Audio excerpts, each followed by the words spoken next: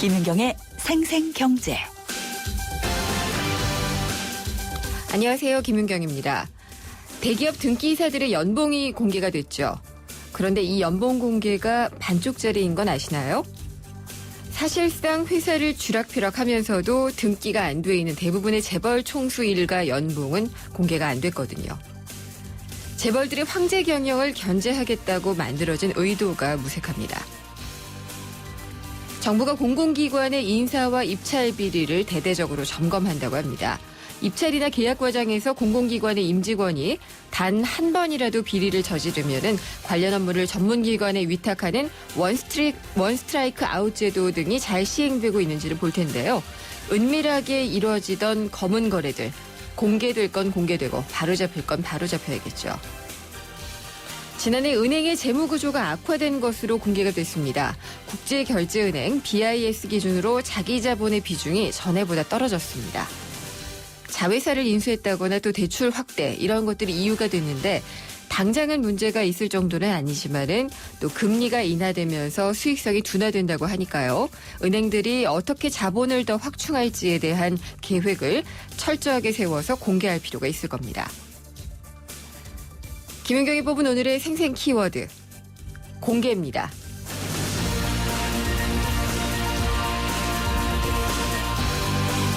생생경제가 준비한 오늘의 경제 이슈입니다. 어제로 중국이 주도하는 아시아 인프라 투자은행 AIIB의 창립회원국 신청이 마감이 됐습니다. 참가 신청서를 제출한 나라가 46개 나라였고요.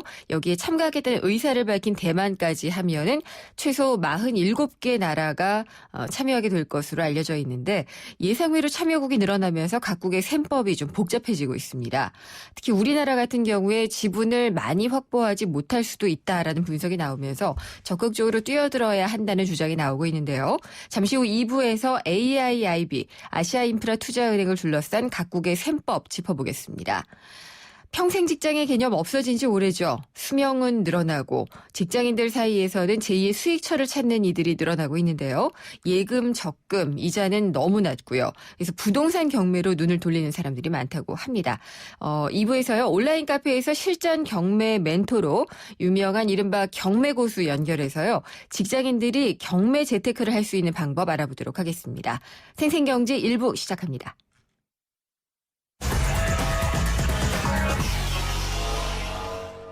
김윤경의 생생경제 베러앤디퍼런트 르노 삼성 자동차 제공으로 1부 시작하겠습니다. 오늘 증시 알아보겠습니다. IBK 투자증권의 서동필 투자전략팀장입니다. 안녕하십니까? 네, 안녕하세요. 네, 오늘 4월의 첫 거래일 어땠나요? 4월의 첫 거래일의 모습은 그렇게 좋지는 않았습니다. 네. 코스피는 12.58포인트 0.62% 하락해서 2028.45포인트에서 마감을 했습니다. 네. 코스닥은 0.26포인트 0.04% 하락해서 250.23포인트에서 마감을 했습니다. 전반적으로 미국에서의 시장 불안함이 우리나라에 그대로 전달되었다고 볼 수 있겠고요. 그런 가운데 외국인은 거래소에서 597억 원, 기관은 920억 원 매도 우위를 보이면서 수급상 부담을 주었습니다. 코스닥에서도 외국인은 1,480억 원, 기관은 167억 원 이렇게 매도 우위를 보이면서 수급상 부담을 주는 역할을 했다라고 말씀드릴 수 있겠습니다. 네, 왔다 갔다 하면서 또 2030선 아래로 내려갔네요. 예, 2분기 첫날, 4월의 첫날의 모습은 그렇게 우호적이지 않았다고 볼 수 있겠습니다. 시가총액 상위 종목들은 그러면은 좀 다 약세를 보였나요?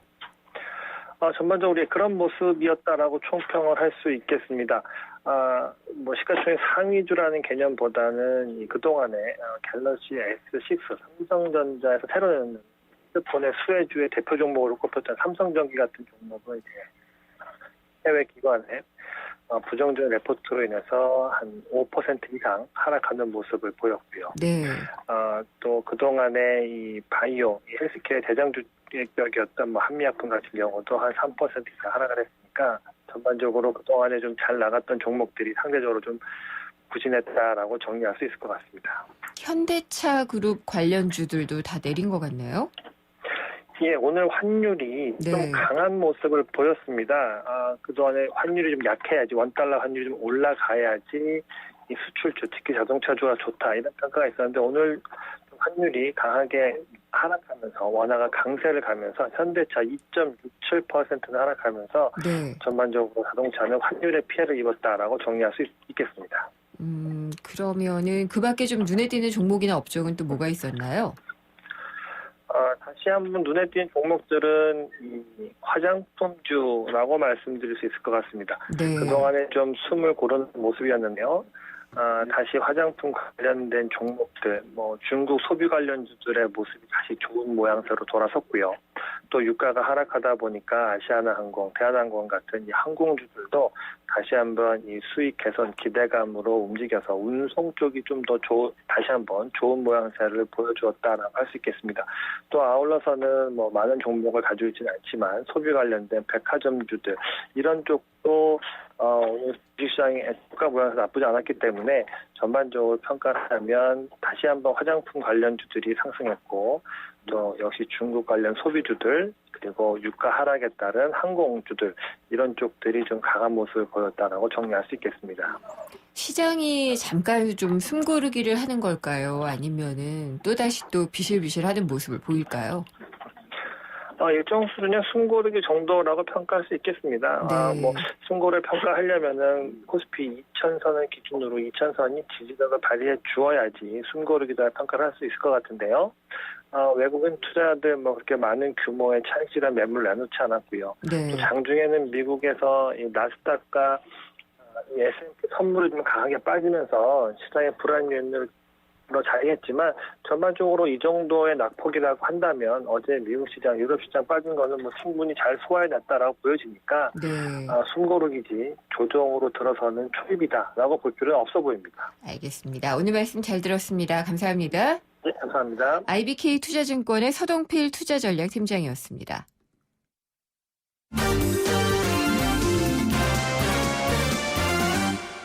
네, 오늘의 주요 경제 뉴스 살펴보겠습니다. 뉴스원의 최명용 기자 연결하겠습니다. 안녕하십니까?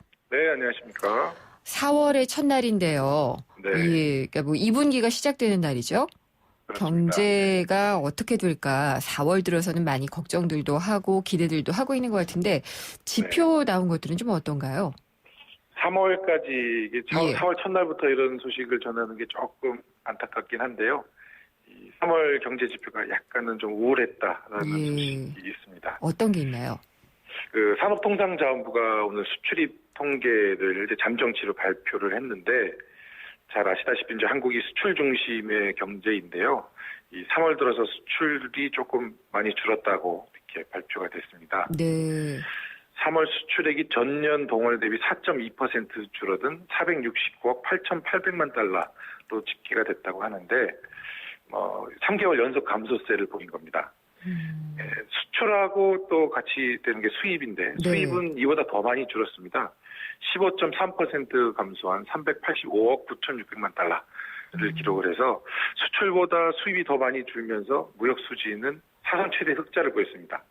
예. 무역 수지가 흑자를 보인 건 좋은 거 아니냐 이렇게 생각을 하실 텐데 이렇게 수출도 줄고 수입도 같이 줄면서 흑자를 보이는 거는 좀 좋은 현상이 아닙니다. 이런 걸 불황형 흑자라고 표현을 하는데요.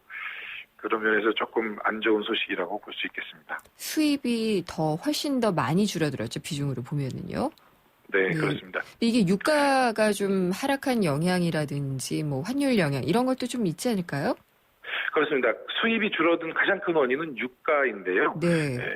국제 유가가 3월 평균 54.7달러, 배럴당 54.7달러를 기록을 했는데 작년 3월 같은 기간에 104.4달러였거든요. 네. 유가가 반으로 줄어드니까 석유 관련 제품들의 수입 규모가 확 줄면서 수입이 줄었고요. 그래서 우리나라는 이 원유를 수입을 해서 이걸 가공을 해서 화학 제품으로 만들어서 수출하는 그런 물량이 많습니다. 이런 이 석유 화학 제품의 수출 물량도 더 많이 줄어든 것으로 나타났습니다. 그러니까 이게 무역 수지가 좋다라는 것보다 이제 안을 들여다보면 우리나라의 수출 주력 제품들이 좀 경쟁력을 잃고 있는 거 아닌가 이런 우려가 됩니다. 어떤 게 있죠? 스마트폰 같이 무선 통신기기의 수출이 10% 늘었고요. 네. 자동차는 6.7%, 철강 4.3%, 가전 17.2% 등 좀 주력으로 삼았던 제품들의 경쟁력이 좀 떨어지는 거 아닌가 이런 우려가 제기되고 있습니다. 나라별로 보면 어떤가요? 우리가 이제 중국에 많이 수출을 하고 있지만은 미국이나 유럽 쪽에도 또 수출을 많이 하고 있잖아요. 네, 그렇습니다. 이 지역을 보면 이 경제가 좋아지는 지역으로의 수출은 좀 늘었고 경제가 부진한 곳은 뭐 당연한 얘기입니다만 수출이 좀 줄었습니다. 미국이나 중남미로의 수출이 17%, 14.2% 각각 증가했고요. 네. 중국은 2.4% 줄었고 유럽연합이 9.7% 줄었습니다.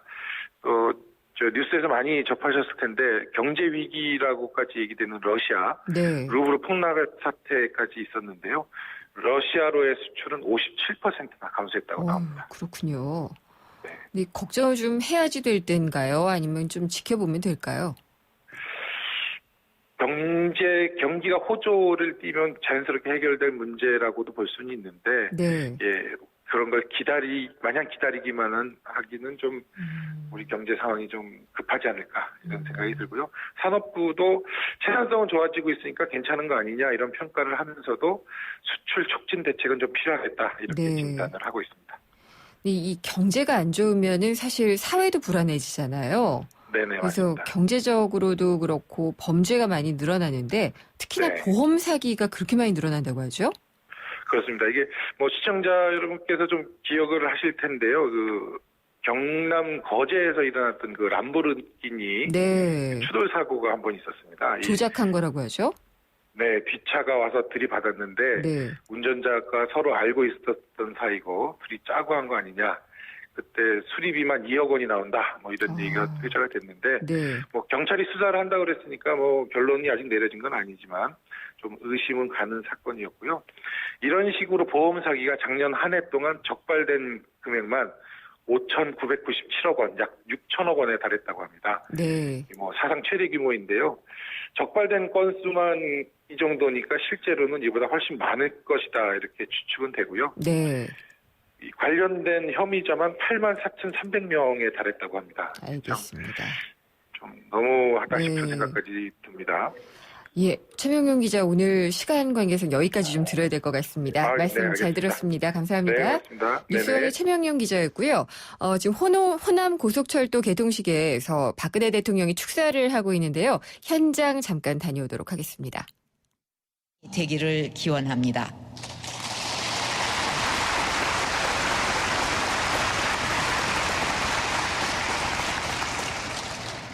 존경하는 국민 여러분, 우리나라 근대화가 시작됐던 반세기 전 호남선을 달리던 열차의 이름은 태극호와 풍년호였습니다.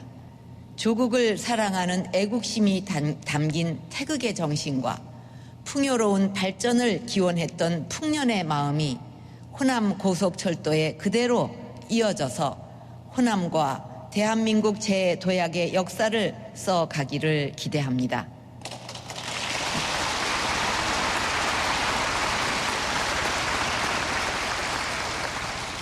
특히 금년 7월 광주에서 열리는 하계 유니버시아드 대회는 우리 고속철도 시스템의 우수함을 알리는 좋은 기회가 될 것입니다.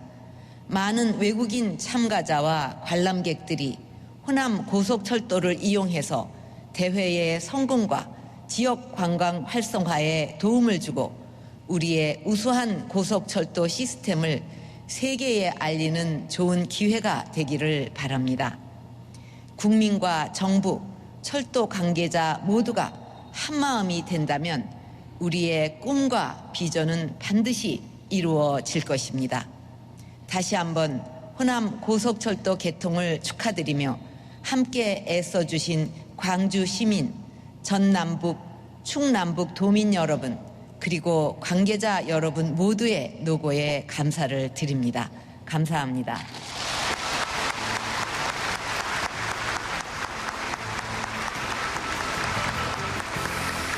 네, 뜨거운 관심과 축하의 마음을 담은 뜻깊은 말씀 감사드립니다. 여러분, 다시 한번.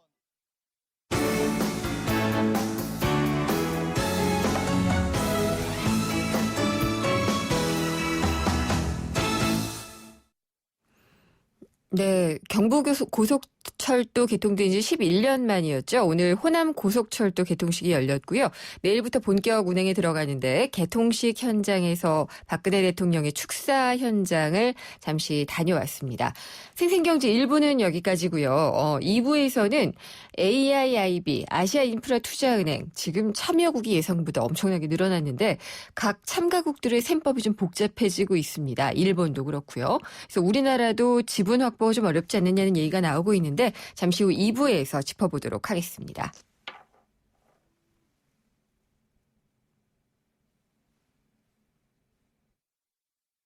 깜깜한 밤, 아이들은 밤이 무섭습니다. 부모님이 오실 때까지 뜬 눈으로 무섭고 외로운 밤을 버텨내야 합니다. 따뜻한 저녁 식사는 꿈도 꾸지 못합니다. 이 아이들에게 더 이상 두렵지 않은 행복한 밤을 선사해주세요. 저소득 아동 야간보호 프로그램 별빛학교에 여러분의 따뜻한 마음과 정성을 모아주시면 됩니다. 선생님의 안전한 보호 아래 친구들과 함께 뛰어놀고 공부하고 같이 저녁을 먹으며 아이들의 행복은 조금씩 자랍니다. 2015 YTN 라디오 연중기획 함께 들어요 대한민국 기아대책과 함께합니다. 한 발 빠른 경제 뉴스, 한 뼘 깊은 경제 이슈, 한 번 물면 놓치지 않는 끝까지 가는 인터뷰. 지표 MC 김윤경의 생생경제. YTN 생생경제와 한국전파진흥협회가 함께하는 2015 프로젝트 집앤잡 제1탄 최고의 복지는 안정적인 주거다. 2015년 우리네가 살고 있는 집의 모습을 직접 찾아갔습니다. 집앤잡, 오늘은 도곡동의 부동산 중개소에 나와 있습니다. 공인중개사를 만나보겠습니다. 안녕하세요. 네, 안녕하세요. 도곡동에 위치한 공인중개사 오정인 대표입니다. 전세 보증금이 무려 50억 원짜리 매물이 있다던데 정말인가요? 저도 소문에는 좀 들었습니다. 도곡동 일대에서 50억이라는 전세 매물이 있다는 소문은 최근에 들었습니다. 그러나 매도인과 매수인이 소유권을 이전할 수 있는 어떤 기관, 예를 들어서 법무사나 변호사 사무실에 가서 소유권을 이전한다고 그러면은 50억이라는 전세도 있을 수 있지 않겠습니까? 아파트 전세가가 50억 원이면 역대 최고가 아닌가요? 그렇죠. 만약에 50억으로 전세가 이루어질 경우에는 전무후무한 가격으로 형성된 것으로 알고 있습니다. 그렇다면은 지금까지 보신 아파트 전세 매물 중에서 가장 고가는 좀 얼마였나요? 최고가가 28억 원으로 이루어진 것으로 확인했습니다. 매매가는 330제곱미터면 약 100평 규모인데요. 45억으로 거래된 바가 있습니다. 전세 50억 아파트에 대해서 문의하는 분들도 좀 있으셨어요? 아직 없어요. 네, 그 전세가가 좀 고액인 만큼 계약을 하게 되면 법정 중개 수수료도 좀 높을 것 같은데 어느 정도 될까요? 국토부의 규정에 의하면 0.8% 이하에서 고객에 대한 법정 수수료가 중개율 쌍방 협의하기로 되어 있습니다. 그래서 통상 0.8% 규정되고 있으나 0.5%, 6% 수준으로 이루어지고 있고, 예를 들어서 50억짜리 전세금을 중개했을 경우에 약 일방으로부터 3천만 원으로 수수료를 받을 수 있습니다. 네, 말씀 감사합니다. 지금까지 YTN 생생경제와 한국전파진흥협회가 함께하는 2015 프로젝트 집앤잡 도곡동의 부동산 중개소 현장이었습니다.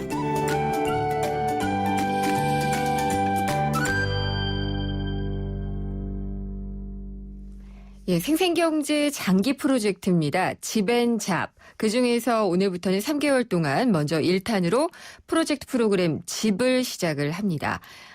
올해 2015년 대한민국의 다양한 주거 형태를 살펴보고요. 부동산과 주거 정책들은 어떻게 만들어지고 또 운영되고 있는지, 또 실제적으로는 어떤 문제가 일어나고 있는지, 어떤 대안이 있는지 이 장기 프로젝트를 통해서 짚어보고자 하는데요. 집 정말 고민 많으실 겁니다. 대한민국 국민 모두가 맘 편히 살 수 있는 내 집을 갖는 그날을 희망을 해보면서 매주 월요일에는 전문가를 모시고 청취자 상담과 함께 진단하는 시간을 가져보고요. 매일매일 캠페인을 통해서 주거 문제 등 다양한 현장의 소리를 들려드리도록 하겠습니다. 또 매달 한 번은요. 우리 주거 문제에 대한 심층 토론이 이어질 예정인데 이 프로젝트 집에서는 매주 월요일마다 여러분의 상담을 받고 있습니다. 생생경제 홈페이지 게시판에 상담 사연을 남겨주시면 되는데요. 이 게시판은 다음 주 월요일에 열리게 됩니다. 대한민국 최고의 부동산 전문가들을 자문단으로 모시고 여러분의 집 고민을 1대1로 상담, 코칭, 또 컨설팅을 해드릴 텐데 이 프로젝트가 진행되는 동안에는요. 모두 무료로 이루어지고요. 또 이 게시판도 비밀 게시판이기 때문에 정보 유출의 염려는 없으니까 안심하고 사연을 남겨주셔도 됩니다. 다음 주 월요일에 다룰 주제 알려드리겠습니다. 빨라도 너무나 빠른 전세의 월세화. 그렇기 때문에 이 난민들은 어디로 가야 되는지, 피난처는 어디인가를 짚어보도록 하겠는데요. 청취자 여러분의 많은 참여를 기다리도록 하겠습니다. 생생 알짜 부동산. 예, 바로 부동산 얘기를 하게 됐네요. 알짜 부동산 시간입니다. 세종코리아의 김학권 대표 전화 연결돼 있습니다. 안녕하십니까? 안녕하세요. 반갑습니다. 네, 4월이 시작이 됐잖아요. 시작됐죠, 예, 4월 시작과 함께 분양가 상한제가 없어지죠. 그렇죠. 오늘부터 예. 이제 분양가 상한제가 폐지가 됐는데요. 네. 정말 이 2007년에 도입이 됐거든요. 음, 8년 만에 이제 폐지가 돼서 오늘부터 시행이 되는데 네. 이게 그동안 이제 주택업계하고 건설업계에서는 이게 노무현 정부 때 이게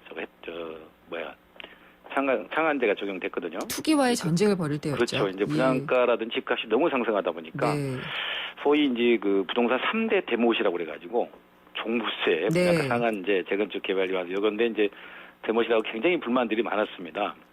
이게 사실은 이제 순기능도 있고 좀 부작용도 있었던 게 사실이거든요. 네. 이게 이제 분양가 상한제로 주택가격 상승 좀 압박하는 걸 좀 눌렀고 또 분양가가 억제 효과가 있어가지고 전체적으로 보면은 한 7%에서 한 10% 정도의 그 집값 상승 억제력은 있었던 것 같아요. 네. 근데 이제 과도하게 이게 이제 분양가 상한제를 규제하다 보니까 2008년 이후부터 현재까지 주택시장이 굉장히 좀 비정상적으로 흘렀지 않습니까? 이명박 정부하고 박근혜 정부 때 들어와서는 분양시장을 살리기 위해서 굉장히 노력을 하고 있는데 어쨌든 간에 주택업계나 부동산 업계는 이제 시장 정상화를 할 수 있는 좋은 기회가 왔다 이렇게 이제 의미를 부여하기도 했습니다. 네. 시장 정상화가 될 수 있는데 의미를 둘 수도 있지만 예. 또 한편에서는 분양가 막 뛰기 시작하면은 또 혼란이 올 수도 있지 않을까요? 당연합니다. 지금 예. 제일 우려가 되는 게 이제 두 가지거든요. 네. 분양가 상한제가 폐지했다고 그래가지고 무분별하게 분양가를 올리지는 못할 거예요. 다만 이제 우리가 염려되는 부분은 강남권이라든지 주요 좋은 민간 택지에서 네. 분양가를 대면 현재 분양시장이 워낙 좋기 때문에 더군다나 또 청약 제도 완화가 좀 됐지 않습니까? 네. 그러니까 1순위자가 또 엄청 많이 늘어났단 말이에요. 그러다 보니까 이제 이런 게 시장에서는 분양가를 조금 올려도 좀 분양이 잘 된단 말이죠. 근데 현재는 분양이 잘 되는데 지금 과잉 공급이 지금 우려가 되고 있고 그다음에 네. 그래서 2, 3년 후에 집값이 과다하게 올랐을 때 정말 문제가 될 수 있다. 이런 우려들을 상당히 하고 있죠. 그렇군요. 그리고 이게 분양가 상한제가 그냥 다 폐지가 되는 건 아니잖아요. 제한이 당연합니다. 있죠. 예. 우선 그 공공택지, 그러니까 예를 들어서 LH라든지 SH 등 공공기관이 보유한 토지, 개발한 토지는 분양가 상한제 그대로 유지가 되고요. 네. 민간업체가 개발한 사업지나 예를 들면 재건축이라든지 재개발, 뉴타운 이런 것들은 이제 분양가 상한제가 폐지돼서 그 사업주가 마음대로 올릴 수가 있는데 다만 이제 이런 경우는 상한제 적용을 할 수가 있습니다. 예를 들면은 시군구 기준으로 해서 네. 3개월간 월평균 매매가 상승률이 10% 이상, 3개월간 아파트 거래량 증가율이 전년보다 200% 이상, 3개월 연속 청약 경쟁률이 20대 1 이상인 경우는 상한제 적용을 시군구가 자율적으로 정할 수 있다 이렇게 됐는데 네. 또 하나는 참고로 해야 될 거는 그 분양가 상한제가 폐지가 되면 통상적으로 분양권 전매 제한이 없어지거든요. 네. 이번에는 그대로 두겠습니다. 예를 들면 수도권 같은 공공 1년, 민간은 6개월 그대로 유지를 하기로 했습니다. 예. 근데 이 민간 주택건설 단체죠. 주택협회가 그렇죠. 건설사들에게 뭔가를 요청을 했더라고요. 과도한 요청했죠. 분양가 인상을 좀 자제해달라 그랬는데 그렇죠. 이건 어떤 의미로 받아들이면 되는 거죠? 아까 제가 말씀드렸던 그 두 가지예요. 지금 이제 그 과잉 공급 얘기가 계속 나오고 있고 예. 건설업체들하고 이렇게 면담을 해봐도 네. 지금은 굉장히 시장이 좋은데 벌써 올 하반기 내년 그다음에 입주가 이제 2, 3년 후에 입주가 대부분 이루어지거든요. 네. 되게 과잉 공급을 뭐 하는 거, 그러니까 쏟아내니까 막 밀어서 지금 공급을 하고 있거든요. 예를 네. 들면은 2007년에 그 분양가 상한제를 이제 적용을 했거든요. 그러니까 2008년부터 시행을 했는데 2007년까지 사업 승인을 신청한다는 데들은 분양가 상한제 적용을 안 받았어요. 예. 그때 엄청난 어떤 그 사업 승인을 받아가지고 2008년, 2009년 밀어내기 식으로 분양을 많이 했단 말이죠. 네네. 그래서 2009년, 10년, 11년이 굉장히 정말 암울한 시기였잖아요. 그래서 지금 현재 막무가내로 무한정으로 분양가를 올려가지고 또 가격이 많이 급상승 한다든지 그다음에 네. 공급이 많아지는데 이런 것들이 한꺼번에 겹쳤을 때 시장이 안 좋아진다든지 예. 여러 가지 요인들이 굉장히 안 좋을 요인이 굉장히 많이 있거든요. 이렇게 됐을 때 다시 한번 예전에 2009년, 10년, 11년 전체를 밟을 수 있다. 이런 것 때문에 좀 자정을 해달라고 요청을 하는 상태라고 할 수 있죠. 네, 그러니까 어쨌든 걱정을 좀 하고 있는 측면을 이 요청을 통해서 나타낸 거군요. 그렇죠. 그러니까 이전에 학습 효과를 했기 때문에 다시 네. 한번 그런 부작용이 있었기 때문에 협회에서 이렇게 자정 노력을 부탁하고 있는 상황을 할 수 있죠. 근데 이번 그 분양가 상한제 폐지 때문에 좀 수혜를 받을 지역이나 상품이 따로 있을 것 같은데요. 상당히 있다고 보이는데 우선 저는 이제 이렇게 보고 있어요. 민간 택지보다도 네. 공공택지인의 아파트들이 상당히 더 수혜를 볼 수 있을 거다. 네. 그래서 공공택지인의 분양 아파트, 또 분양 전환 임대 아파트가 있지 않습니까? 네. 또 지역주택죠. 이런 적들은 분양가 상한제를 물론 지역주택은 안 받습니다만 비교적 분양가를 싸게 내놓거든요. 그래서 오히려 반사이익을 받는 그 민간 공공택지 아파트가 될 수 있고 또 이제 그 강남권 재건축 단지와 입지가 좋은 재개발 지역도 분양가를 올리면은 조합원 부담감이 많이 낮아지잖아요. 네. 그럼 집값이 오를 수가 있죠. 예를 들면은 그 일반 분양을 앞둔 그 가락 시형 아파트라고 있거든요. 여기는 애초에 그 조합이 3.3제곱미터당 일반 분양가를 2,400에서 2,500만 원을 계획을 했었는데 최근에는 그 2,800에서 한 3,000만 원 정도를 계획을 하고 있어요. 네. 그다음 여기다가 뭐 서초 잠원 한양이라든지 신범포 오차 대치동 국제 이런 지역들도 올해 그 일반 분양을 앞두고 있는데 뭐 추가 분담금을 좀 줄이기 위해서라도 분양을 아까도 말씀드린 분양가를 좀 올려도 이런 지역들은 워낙 입지가 좋기 때문에 분양이 네. 될 수 있거든요. 그러니까 이런 어떤 좀 그 지역들이 수혜를 볼 거라고 생각이 듭니다. 반대로 이 조합원의 분담금이 좀 높아지거나 예. 그래서 이게 좀 잘 안 추진될 수도 있는 곳들도 있을까요? 상대적으로 이제 그 재건축이라든지 재개발 지역들 그동안에 이제 그 입지가 좋은 지역들은 그래도 분양가가 책정이 돼서 분양이 돼서 괜찮았는데 예. 이제 우리나라 지금 서울시에 지금 재건축이라든지 뉴타운이라든지 재개발 지역이 엄청나게 많지 않습니까? 그렇죠. 이런 지역들이 물론 이제 분양가가 조금 올라서 사업성이 개선되기 때문에 이제 조합원들 부담감이 좀 줄어들어서 노던화된 사업을 할 수가 있는데 네.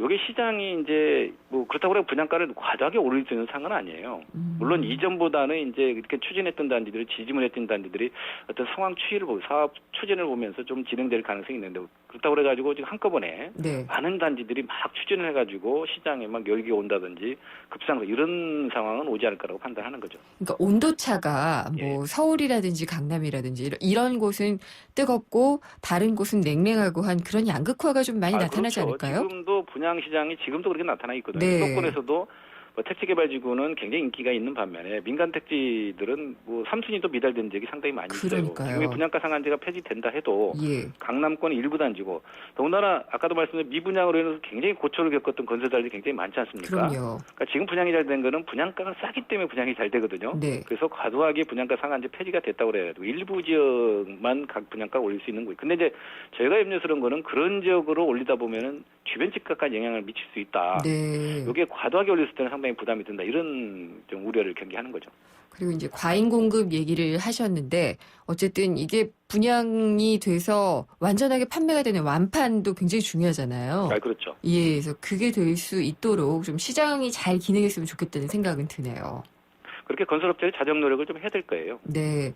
우리 건설업계 쪽에서는 이 주택 그 분양가 상한제 때문에 예. 뭐 여러 가지 개발 욕구나 이런 것들이 좀 많이 부정적인 영향을 받았다라고 얘기를 했었잖아요. 당연히 그렇죠. 예, 그런 것들도 좀 해소가 될까요?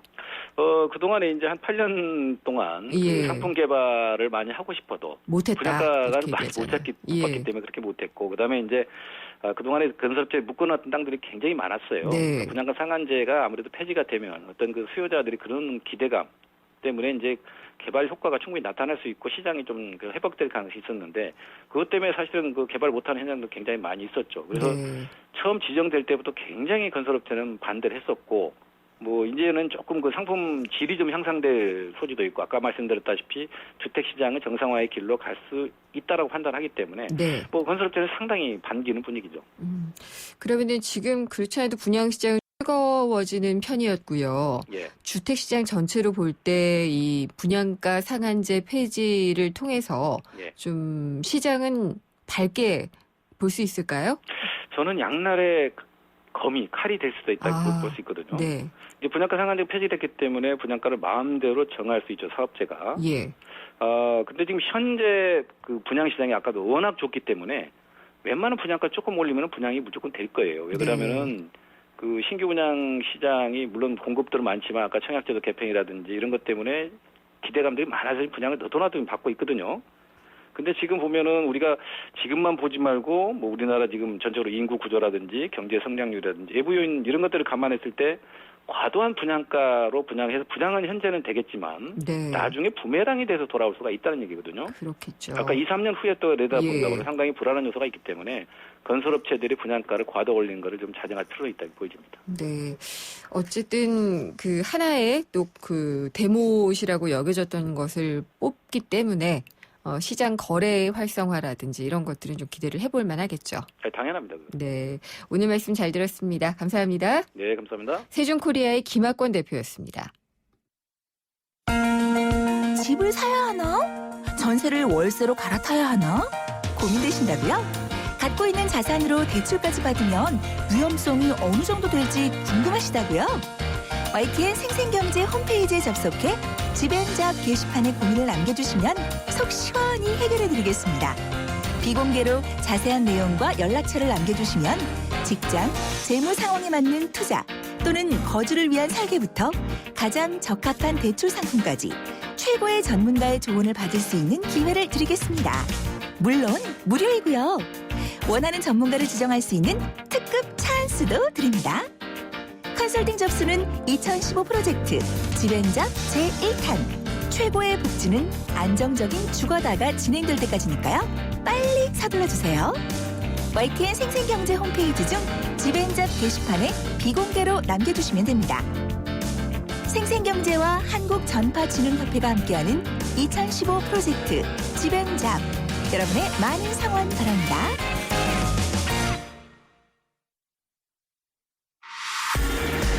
오늘 당신이 꼭 알아야 할 가장 중요한 경제 뉴스는 아시아인프라투자은행 AIIB를 둘러싼 각국의 셈법 그리고 우리의 행보는입니다.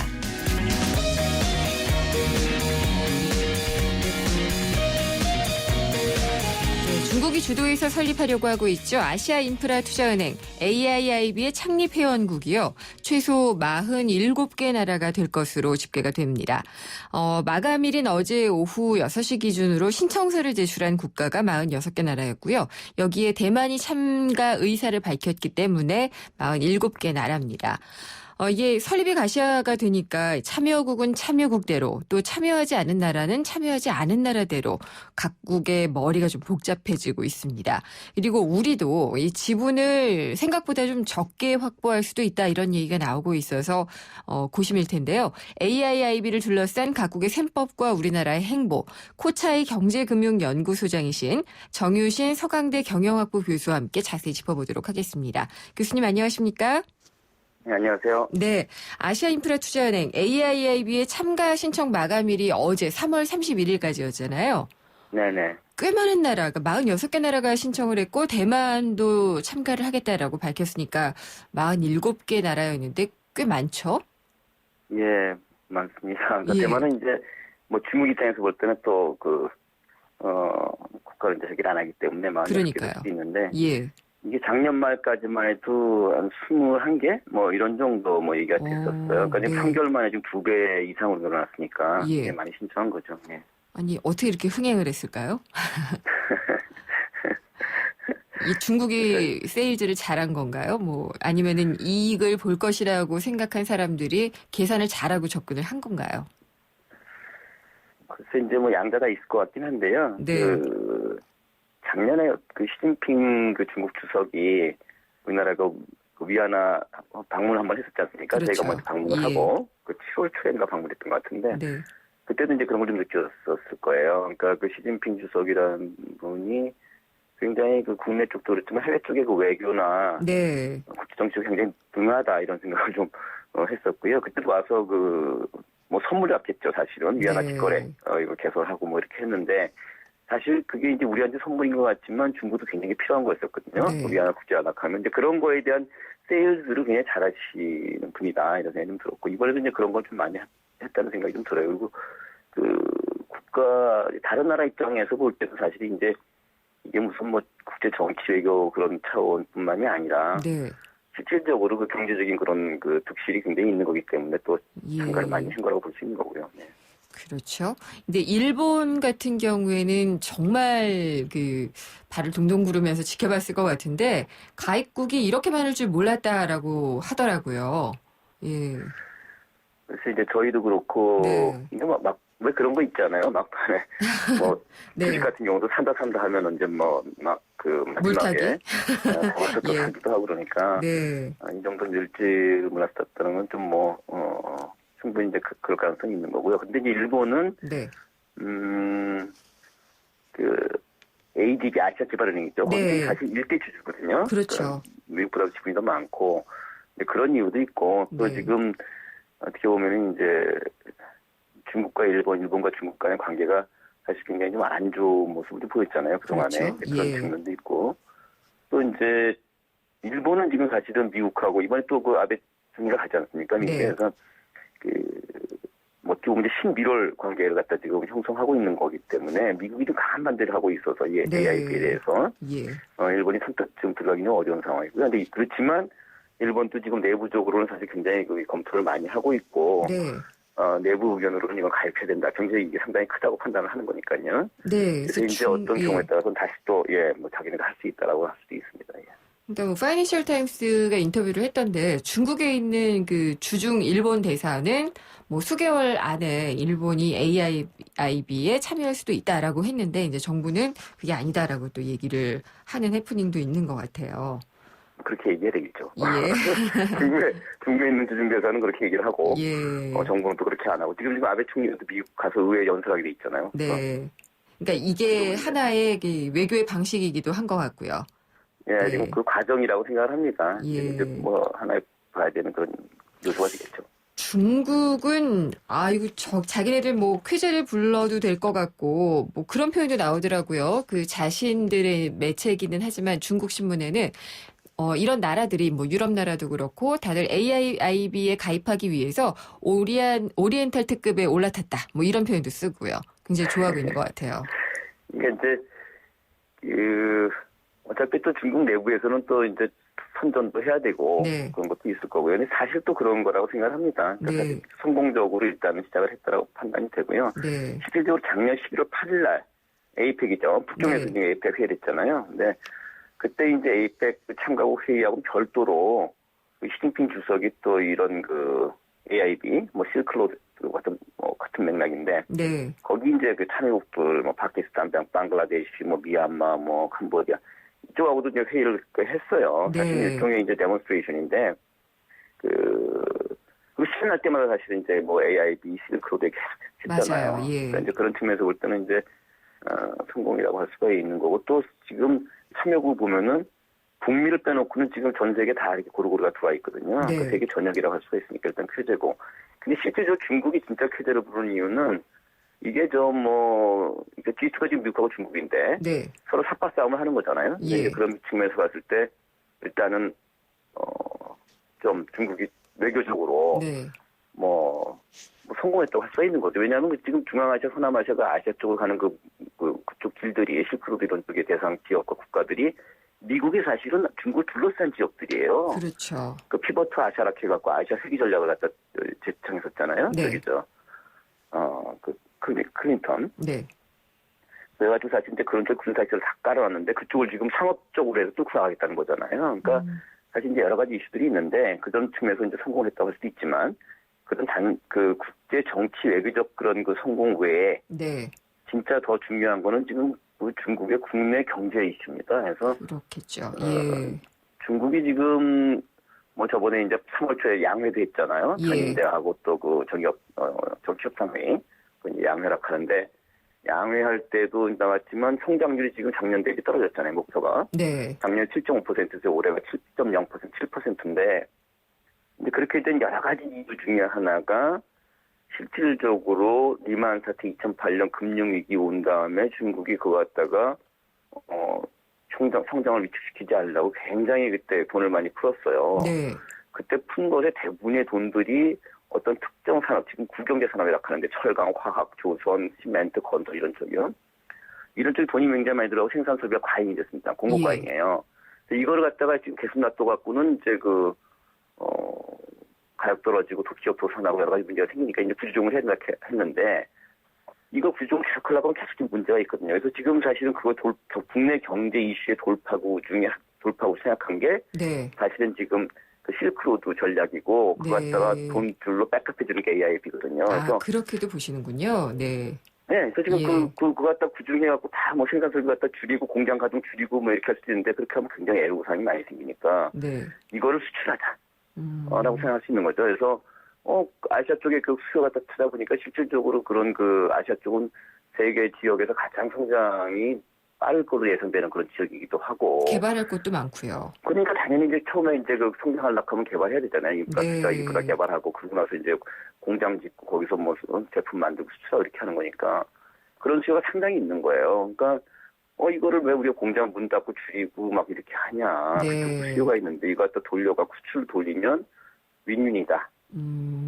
또 아시아 그쪽 국가들도 그걸 바라고 있고요. 네. 일단 중국 입장에서 볼 때는 이게 되면 무슨 정치 외교적인 대미 관계 측면에서 볼 때 자기네들이 뭐 대등한 또는 우위 뭐 이런 전략 갖다 펴나가려고 하는 것도 있지만은 지금 국내 경제에 굉장히 애로사항았다 이걸로 뚫을 수 있는 아주 좋은 찬스예요. 그래서 중국은 진짜 양방에서 제대로 부르고 있다고 할 수 있는 시작이긴 하지만. 네. 보통 이제 아시아 개발은 정말 아시아 개발은행이 있었잖아요. 미국과 일본이 주도를 했었는데. 네네네네. 그 왜 다 놓치고 있다가 이제 중국이 들어간다고 하니까 이제 서둘러서 미국은 제이컵 루 장관도 또 베이징에 보내고 그러면서 좀 견제를 하는 것 같더라고요. 그러니까 사실 이제 ADB가 뭐 그동안 나름 역할을 했죠. 예. 그러니까 형식적으로 이제 일본이 1대주 주고 미국이 2대주 주고 실질적으로 이제 미국이 좀 더 입김이 세고 뭐 이런 건데 그동안에 이제 뭐 아시아 쪽에 나름대로 그 뭐 대출 투자 이런 쪽을 차관 이런 걸 많이 했는데 네. 이를테면 이제 한 조사가 있었어요. 조사해 보니까 2010년부터 2020년까지 아시아 지역에서의 그런 아까 제가 말씀드린 인프라 개발 그 투자 수요가 사실 어마어마합니다. 그러니까 네. 8조 달러니까 8천조예요. 8천조. 앞으로 10년이긴 하지만 그러니까 연간 730조 원 정도 우리나라 돈으로 그런 돈이 필요한 거예요. 근데 지금 실질적으로 ADB 아시아개발은행 자본금이 얼마냐 1,620억 달러 정도밖에 안 됩니다. 그러니까 여기 갖다 이제 레버리징 한다 하더라도 네. 그러니까 좀 딴 것 돈을 갖다 더 집어넣고 해서 펀드를 키우고 이렇게 한다 하더라도 굉장히 이제 턱없이 부족한 거죠. 그러니까 그렇군요. 수요자 입장에서 볼 때는 좀 더 있었으면 좋겠다 이제 이런 것들이 많이 있고 네. 그런 돈 이슈 말고 또 이제 그동안에 뭐 미국 주도 또는 그 유럽, 일본 이런 쪽에 이제 국제 기구들이 많이 있지 않습니까? 그렇죠. 아시아 개발은행 말고도 IMF도 있고 뭐 네. 세계은행도 있고 뭐 이런 은행 저기가 있는데 기구들이 그동안에 좀 보면은 우리도 이제 IMF 겪었지만 뭐 돈을 갖다 차관해주거나 빌려주거나 투자하거나 뭐 문제가 생겨갖고 이렇게 했을 때는 요구사항이 좀 있잖아요. 예. 갚는 것뿐만이 아니라 시스템을 바꿔야 되고 재정 긴축을 해야 되고 금융 긴축을 해야 되고 근데 이런 것들이 이머징 컨트리 개발 도상국 입장에서 볼 때 굉장히 그 고통이 심한 거예요. 근데 그런 거에 대한 반감도 있었고 그러니까 네.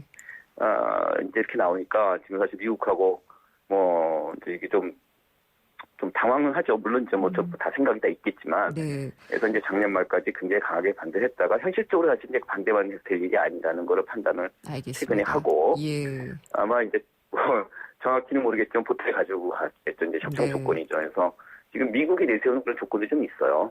그러니까 이제 그런 얘기를 아마 전달하지 않았을까. 그리고 네. 그럴 경우에 중국도 사실은 꼭 뭐 중국의 특성도 좀 사실 있잖아요. 그래서 무조건 또 그거에 대해서 강하게 반대하고 부딪히고 스타일들이 아니기 때문에 알겠습니다. 예. 아마 이제 협상을 하면서 그러니까 G2로 가자는 게 지금 중국 큰 틀의 예. 전략이거든요. 네네. 그러니까 우리 G2가 아니까 명실공히 G2 두 번째 강대국을 인정해달라 이제 그런 거. 그러니까 교수님, 근데 아마 이제 우리나라 그런 같은 경우에는요. 네. 생각보다 눈치를 많이 볼 수밖에 없었고, 그래서 늦게 들어가게 됐는데, 그래서 네. 지분 확보가 이게 나라가 굉장히 많아지니까, GDP 대비로 하면 뭐 5%도 안 될 것이다 이런 얘기가 있는데, 그렇게 될까요? 그래서 저희가 예. 저희가 한 30개국 정도일 때 한 5%뭐 이렇게 좀 지분 확보하면 어떻겠냐면 이제 그것도 사실 이제 우리 생각이죠. 네. 이렇게 얘기했는데 지금 46, 7개 이렇게 됐잖아요. 네. 그러니까 평균적으로 봤을 때 지분율이 낮을 수가 있는데 이제 이런 거를 좀 잘 저희가 이제 내고도 하고 정치적으로 좀 발휘해야 되지 않을까 싶은 거죠. 그러니까 저희가 사실은 이제 뭐 저희 나름대로는 뭐 유럽 쪽도 이제 그런 거 뭐 그 인프라 기술이라든지 인프라 경험이 많이 있다. 그 건설 경험이 많이 있다. 하지만 우리가 또 그런 해외 건설이라는 게 좀 세잖아요. 네. 그런 게 있고. 그다음에 중국하고 우리나라는 같은 그런 경제 구조가 이때 문제일 수도 있지만 일단 현재로서는 인프라 이쪽에 있어서는 같은 구조인 게 강점일 수도 있거든요. 네. 저희가 철강이라든지 조선이라든지 화학이라든지 시멘트 건설 이런 것들이 중국이 지금 그 경제 산업이 지금 어려우니까 우리나라 어려운 거거든요. 그래서 그렇죠. 같이 풀 수가 있는 거고 그 얘기 뒤집어서 얘기하면 중국 입장에서 봤을 때는 중국이 뭐 주도적으로 나가서 뭐 펀드를 만들고 뭐 건설하려고 할 때 네. 경쟁될 수 있지만 한국이 가서 지원을 갖다 해줄 수 있다. 알겠습니다. 다른 식으로 우리가 이제 사실은 예. 좀 그 세링 포인트를 잡아야 되고 네네. 또 하나는 이제 뭐 결국은 이제 중국이 50% 지분을 가져가려고 했지만 AIB에 예. 이렇게 안 되는 거죠. 지금 영국, 프랑스까지 다 들어오고 이렇게 되면. 교수님, 여기까지 저희가 시간 관계상 들어야지 될 것 네. 같습니다. 어쨌든 우리의 장점들도 이용을 하고 중국처럼 네. 뭐 건설 철강 뭐 이런 것들도 진출할 수 있는 부분이 있으니까 협상을 좀 잘 해야지 될 저희가 것 이제 그걸 좀 잘 같네요. 활용을 해갖고 네. 전략을 짜야 될 것 같아요. 네, 잘 들었습니다. 감사합니다. 네. 코차이 경제금융연구소장인 정유신 서강대 경영학부 교수였습니다. 단 한 번이라도 전력을 다해 달려본 적 있는가? 겁없이, 거침없이, 후회 없이. 견고한 바디는 기본, 숨막히는 파워, 강력한 가속력까지. Go Dynamic, All New Tucson 탄생. New thinking, new possibilities. 현대자동차. 네, 내시 뉴스 듣고요. 생생경제 3부로 돌아오겠습니다.